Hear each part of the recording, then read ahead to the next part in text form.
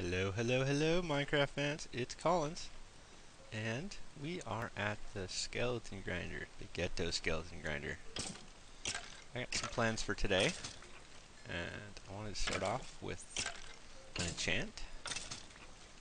So let's finish up getting some levels off of this ghetto grinder.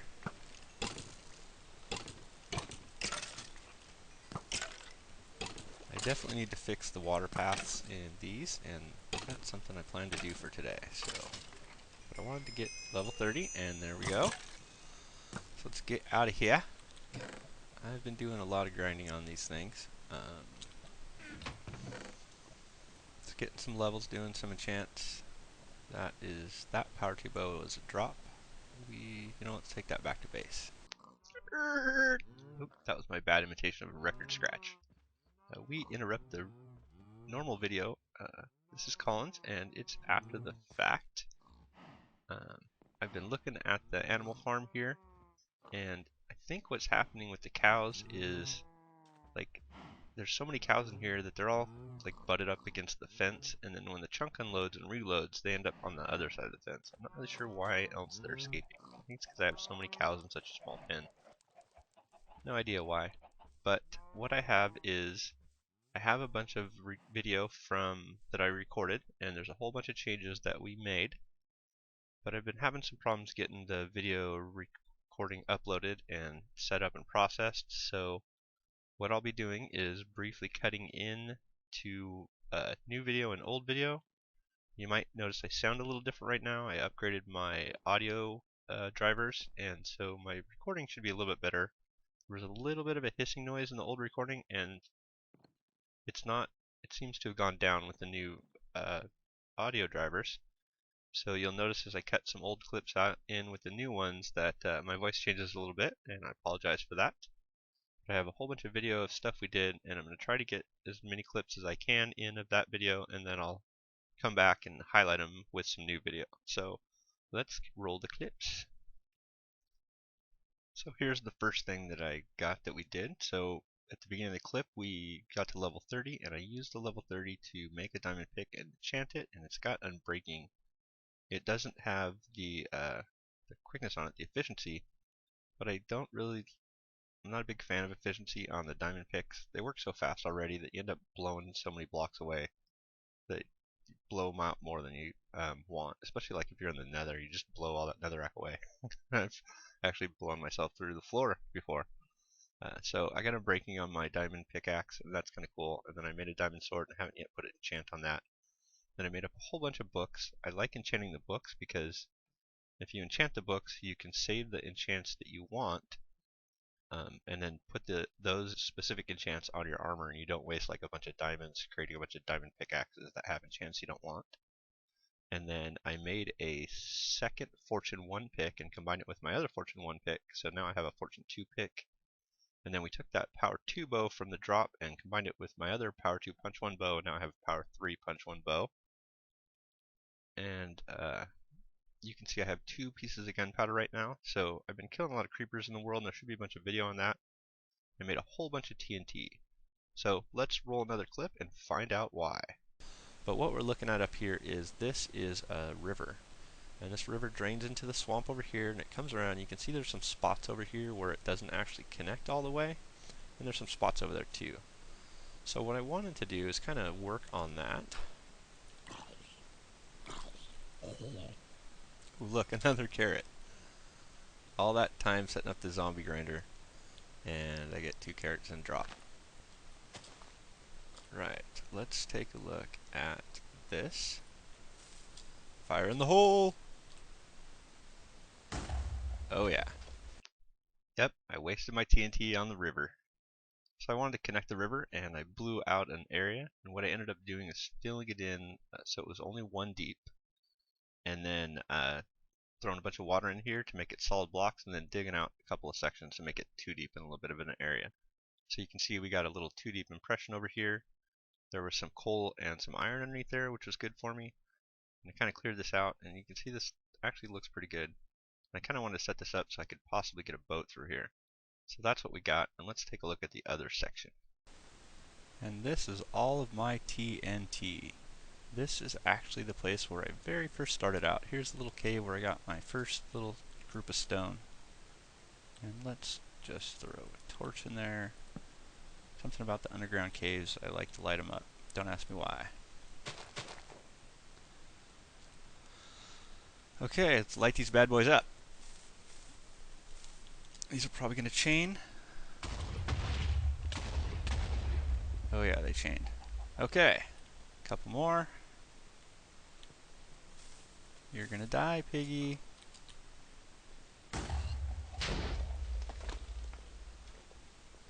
Right, let's clean this up a little bit and see what we get.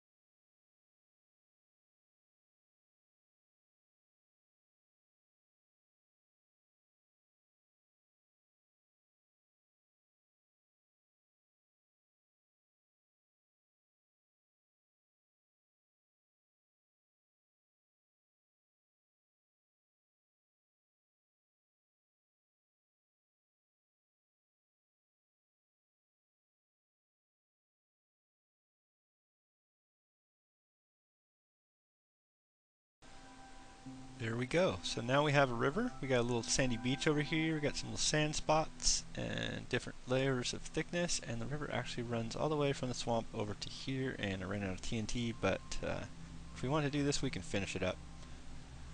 Definitely looks more like a river than it did before.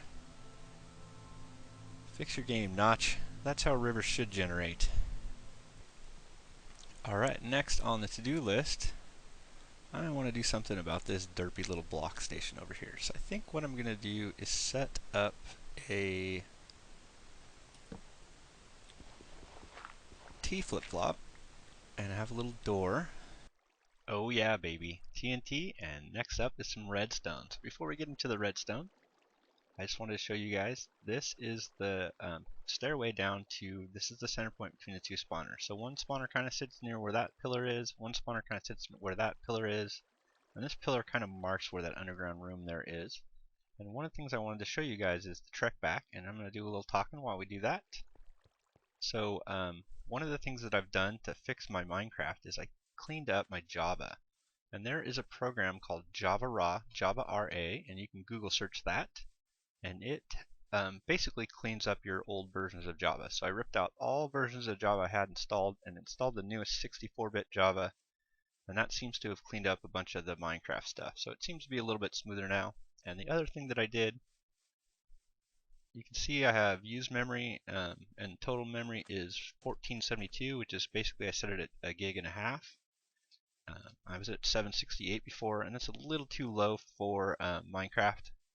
So 2 gigs, 4 gigs might seems like overkill, but the 1.5 gigs seems to be okay. I mean, I may fix it up. You saw we had a little bit of chunk loading errors on the way over here, but that's the long walk back. And we'll get, this is all finished now. We'll get to that in a second. So the other thing that I did is I've been working at the grinders, and we got some video of that coming up. And I got level 30, so let's enchant this diamond sword. Let's get one with a whole bunch of graphics. That doesn't work. That looks like it's good. Let's see what we get. Knockback 2. Not my favorite enchant, but it will work. And I've been cleaning up some of this. I got some more bows that dropped from the skeletons. You saw the rest of that stuff. So I got some chain armor that dropped from one of the skeletons, and one of the things you can do with chain armor is you can stick it in an anvil with iron and it will repair it. So if chain armor that you get as a drop, you can actually repair it. We're not going to do that today though, so I just want to show you guys that.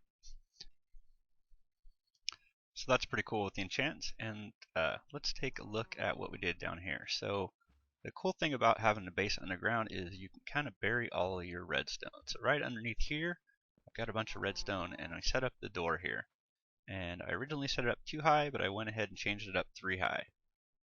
So let's take a look and see what I got down here. So one of the things that I did, or that I do when I do my redstone underground, is you can see all the redstone is actually sitting on cobblestone. So everywhere I ran redstone, I replaced the smooth stone with cobblestone. And I do that because if I'm digging around later on and I dig into where there's some cobblestone, it's a good indication I don't want to break the cobblestone or I'll mess up a circuit somewhere else. And what I have here is a T flip-flop, or toggleable flip-flop, and that allows me to change the state of this with an input, and it allows me to set up 2 buttons, and either one will change the state of this. And the T flip-flop that I used is not my design, it's something I pulled off of PearSquirrel's YouTube page. PearSquirrel is really good at making really compact redstone. So I set this up, and it actually powers 3 pistons, and it does this by using a torch. So this torch, when it lights up, powers the piston right there, which is the low piston. It also powers this block, which powers the mid piston. And then up top here, we got a little dot of redstone dust, and that powers the 3rd piston. So all 3 pistons power up when you light this thing up. And if you push the button, all 3 come out, and then it stays in that state. So it's now toggled to the other state, and then you push the button again, toggles back down. And the button down here does exactly the same thing. Push it, they all come out. Push it, they all retract. You can kind of see the sticky piston sticking out, but I really like the glass because it also allows me to view down here. And then what I did with the mushroom farm here is I had these torches up pretty high and I moved them down a little bit to bring up the lighting level. So hopefully I won't get mobs spawning down here. I think that's what happened when I had that creeper that exploded. So now that I got all this done, we're going to button that up, and let's see what we got going on next. The next thing we did some work on was the grinders, and as you can see, I got redstone hooked up. So previously I just ran a circle around at a certain height, and I had the glowstone lamps in here and I had dirt in here, but I replaced that with jack-o'-lanterns, and the jack-o'-lanterns are actually considered a solid block, so you can run redstone on them and run power over them, but they also light up the outside a little bit, give me a little bit of extra lighting. So the redstone powers the lamps, and I just have a switch right there. Eventually I'll move that switch further out and closer to where I have drop points. And then what I did over here is I kind of set up a ghetto repeater. So when you put a redstone signal into a torch, the opposite comes out. So this is on and that's off. It's called a NOT gate. And basically what I did was I did 2 of those, and each of these takes up 2 blocks and uses 1 redstone and torch, so it's a little bit more efficient than using a repeater. It's a little bit more ghetto, but I kind of don't have a ton of redstone, so I wanted to save on that. You can see it powered that one back there, and it powers this one over here, and I'm just going to fill these back in, and then I didn't need a 3rd repeater to get power to this one, so that's powered up. And then of course the branch off on the other side comes over and powers this one up. So now I have a switch that completely disables the grinders, and let's take a look and see what the other changes are we did to that. And here we are inside the zombie grinder, and as you can see, the zombie spawner is not producing any zombies because I've got these lights in, and the spawner sits right there, and these lights are at the same height, but the spawner actually is right there, and then 1 block over is where I put the lights, and that makes it, I did that in all 4 of them, and that makes it so that the corners light up. So I only need these 4 lamps to light up the entire spawner and disable all spawning up there. And then we got this water channel. This is what I set up before, and the way this works, it's really weird, but if I'm down here I can jump up to this water stream. With this water stream flowing crosswise, it's not actually possible to jump up into the water stream. So once, I can't even jump back up on it. Oh yeah, I can. So once the zombies get into this channel, this little trough here, they can't get back out. And previously, I was sending them around a corner. It brains this way. I love it. Previously, I was sending them around the corner, And with the zombies, I was actually shooting them up a little bit so it would be closer to my center spot. The zombie spawner sits lower. And so what I did is I'm still shooting them up, but I was turning a corner before and the zombies were getting jammed up. And the skeletons were also turning a corner and they were getting jammed up. But right now they go straight, and I shoot them up a elevator here that lifts them up, and then at the end there I go about 10 blocks away, and then they shoot straight up a water elevator. And right now I don't have a full drop to one hit kills, but I'll work on that in a little bit. I just want to show you guys what we have here. So let's see what else is going on. So we're in the little center room that I made, and then uh, before the zombies I would go down a little stairway to the zombies, and right now I have a straight shot that comes over, and then this is the vertical water elevator, and right now I have it stopping right here, so it doesn't go up the full like I said before, but it does go up a little bit, and they kind of drop down here, and if I stand here I'm close enough to the spawner to keep them spawning, and they come up and then they drop right here, and they're not one hit kills yet, but I can kill them with stone swords. When I was digging this out, I found little caves. This again is another cave to nowhere. There was a little bit of coal and a little bit of iron, and that was it.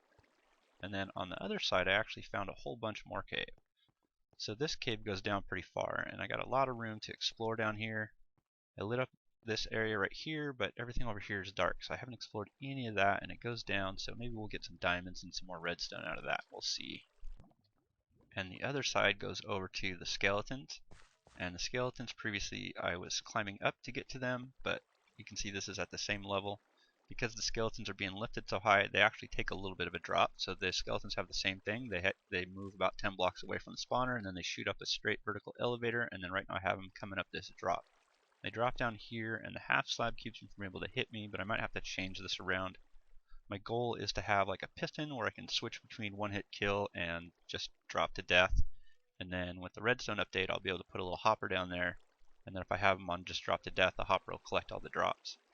So I can basically have like an AFK thing of the drops. Here's the other thing I wanted to work on. I set up another pen over here, and I got carrots in my hand because I want to grab some pigs.